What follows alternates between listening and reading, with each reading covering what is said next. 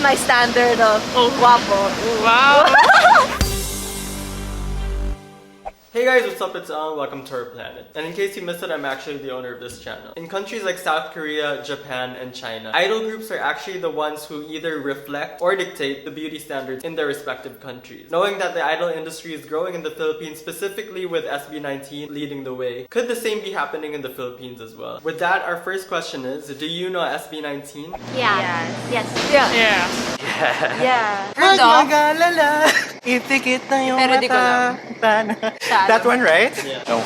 I've heard of them. Oh yeah. Yeah. Oh, yes. I think I see them on TikTok. How do you know? I know them because they're a P-pop group. Like they trained in Korea to Ay, where? perform as a group here in the Philippines and create P-pop music. I've actually seen it in like Korea and Philippine friendship videos, like when they're trying to promote Philippines to Korea. Alright, yeah, that too. Are you Korean? Yeah, Korean. Oh, okay. 안녕하세요. This is supposed to be a Filipino video, but okay. Okay, bye. Oh no, it's okay. It's okay. From TikTok, on my For You page, they appear a lot.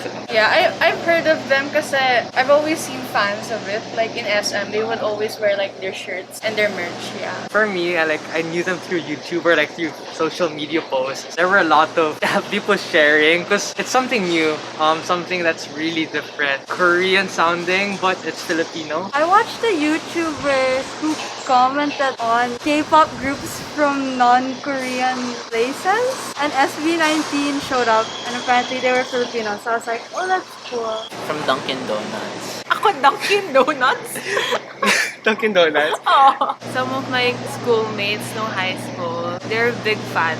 And they always talk about them. Me, through social media, tapos I also have friends who listen to them. I have friends from high school who are K-pop enthusiasts. They shifted to SB19. So yeah, they would tweet about it, share it. I found out about them from the news. Oh, my TV. Medyo into K-pop ako. And then of course, I have friends who are into K-pop. Parang narinig ko na rin siya from my peers who are also interested in K-pop. Kasi yun, yung song nila na Mapa, medyo Sa TikTok, yeah. sikat siya. But I didn't know na It sila was yun. well. Oh. Based on these pictures alone, who would you say is your SB19 visual bias and why?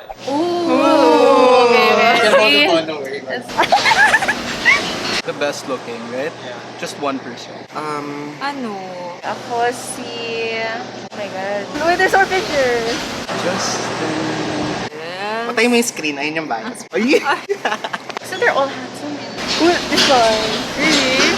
Deciding between Stell and Justin. So there's Pablo. There's Josh. Josh. There. Stell. Ken. Ito medyo Korean po.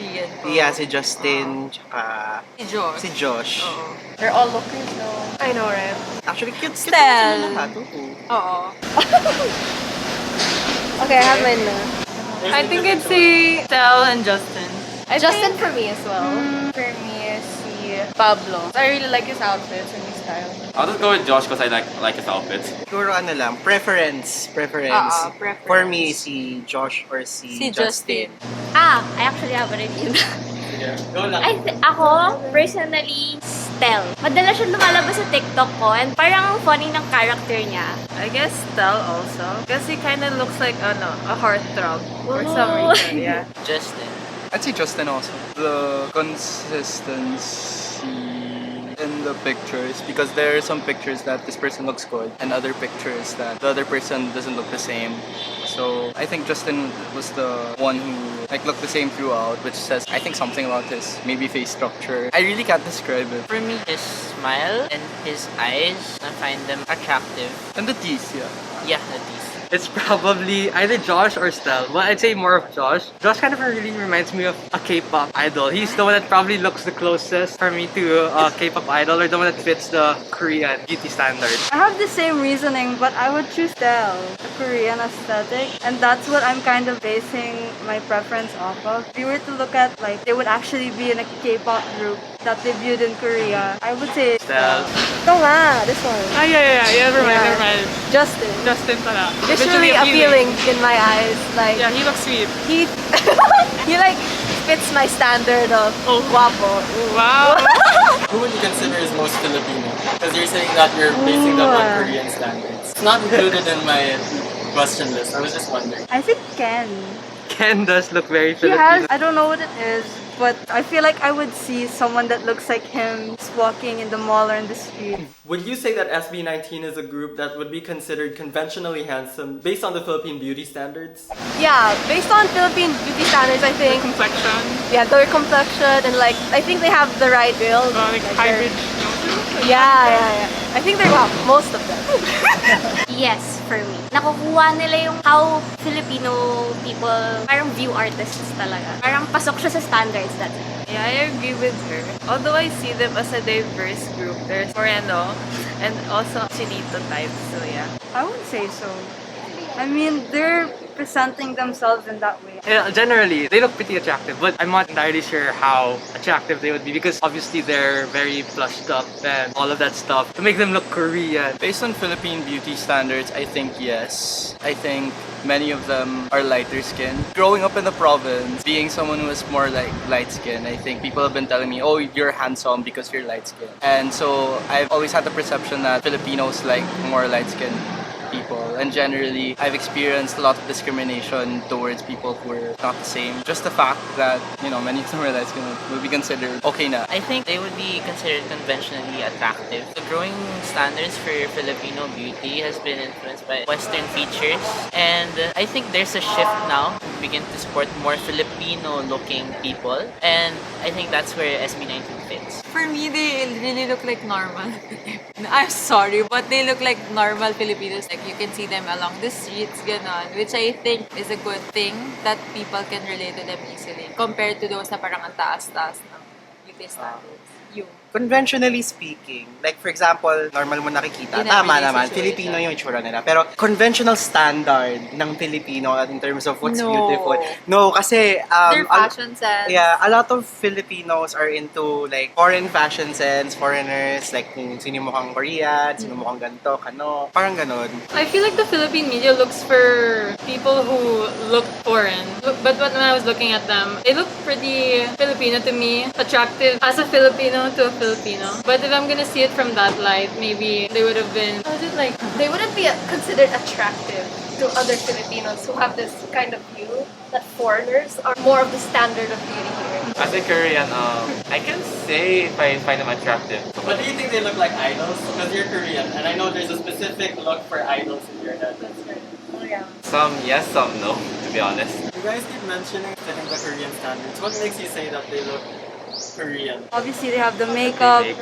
I don't know if they had any surgery, but then they wear the contacts, they contour their face. I think it's also the outfits because this is something that Filipino fans normally not wear. It's very Korean. If you were to change the country's beauty standards, what would you make different and why?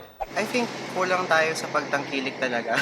Ng sarili Sarili natin. natin. What you usually see is what you don't want, and what you usually don't see is something you aspire to have. Parang sobrang amazed tayo, like pag nakita tayong foreigner or Korean talaga. Or like for example, di ba sa mga beauty pageants, normally ang nananalo talaga is dapat mixed blood. Maybe because of the height, or the nose, or the skin. Yun lang siguro yung kulang, yung pagtangkilik ng sariling atin. Beauty is very hard to materialize into a physical appearance. And I think that's something we all have. Parang kasi we're trying to encapsulate beauty into these standards na minsan we're trying to pressure society na dapat lahat tayo ganito yung style. Nagiging unhealthy siya kasi we're trying to impose social constructs that aren't even healthy anymore. Also, and what the media is also feeding to the Filipinos are mostly like foreign movies. Even if it's translated in Tagalog, it's still a foreign movie. So what the people see there is the beauty of foreign. Syempre, they aspire for like, I wanna look like, I don't know, Angelina Jolie or whatever,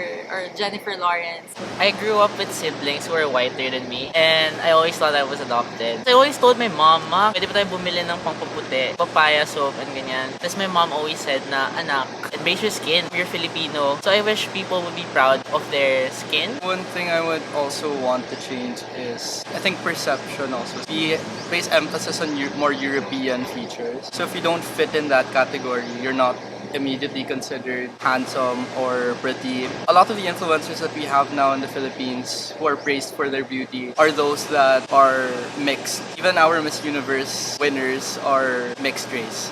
And I think we need to highlight Filipino features more. I think there have been posts in social media that highlight Filipino beauty, for example, and just trying to embrace that. I think that men aren't given that much exposure also, like Filipino men, to be qualified or even considered as handsome if they, for example, don't have a jawline. And if they're not tall enough or if they don't have pointed nose. So I think there's also a pressure for men when it comes to that. If I'm gonna like dive further into like issues, I think there's a charm with Filipino women that doesn't exist for Filipino men. The afam thing. If you're Filipino looking enough, then foreigners will consider you more. That same thinking doesn't apply to Filipino men. The definition of beauty to some Filipinos is people who are light-skinned. They view morenos and morenas sometimes as not conventionally attractive compared to light-skinned people. There are a lot of beauty products that are whitening that defines what the standard is for beauty in the Philippines. Ideal guy, yung medyo matangkad, na chinito eyes, na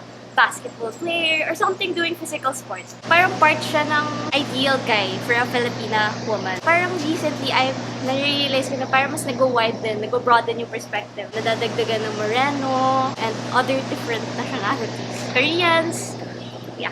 I think it's pretty good. Really? Yeah, like in terms of our like genetics and like how the Filipinos look. Isn't it Eurocentric? What is your opinion? It's the beauty standards here are like centered. It's like Eurocentric of features. Lightening adds for like your skin Oh, or that's something. true. Right now, it's more like the East Asian, aesthetic. yeah. But like some people like they like Moreno. Oh, like yeah. that. Okay, but like lately, parang this generation especially, it's getting But, like, more and more. It's getting more and more loose. We're accepting the Moreno, like big noses, big eyes kind of aesthetic, and you know I'm all here for it. I think that normally what we see on the media, people have some sort of mix. Marian Rivera, like, she's so pretty, but she's not full Filipino, I think. And like Liza Soberano, even Pia Wurtzbach, Catriona Gray, they're not You're Filipino. I mean, there's no such thing as a pure Filipino, but Western. There needs to be more appreciation for Filipino features. Like flat noses, people with like dark eyes and dark hair is very underrated. It should be appreciated more because it's actually a really nice feature. For me, I would say, I'm not sure if it's a result of our being colonialized or anything like that, but I do agree that we tend to find those who look more foreign, prettier, or more guapo in that sense. But I think we should appreciate more the Filipino look in a sense, or the Filipino aesthetic. I find them quite disappointing because they're very Eurocentric, heavily based on your skin tone, which is ironic because Filipinos are naturally tan, but in the media, tan is used as something offensive. They're gonna be like, oh, kung maputi lang, maganda sana. It's sad to see as, you know, someone young who would like to see more morenos being appreciated in the media, especially in like Miss Universe. Oh yeah, I agree. Yeah, I definitely agree. It's been like such a long line of contestants who are half mestiza, half white, at least, from what I've seen. It's kind of disappointing that most of the winners are actually half foreigner. As they were saying, like right now, Philippines beauty standards are Koreans, and like lots of Filipinos are trying to follow that. But the problem is like they can't fully follow 100% because basically we're different races. But like problems like I've seen people like they like tan skin. They wear very like white makeup, and like there are some people who say it's Korean hairstyle, but there's really no specific Korean hairstyle. They should just focus on finding their own beauty. Not to mention yung beauty standards dito. It's not only Eurocentric, they're also like focusing more on Koreans. Like they think na, oh, Korean males are much more attractive than Filipino males. Yung pag tan skin ka, it's already like an insult. And so they try to like promote na, oh, you should be foreign looking, kailangan sharp yung nose mo, kailangan straight yung hair mo or ganon. Yeah, so I think I kind of like appreciate na at least SB19 is showing, you know, Filipino traits talaga.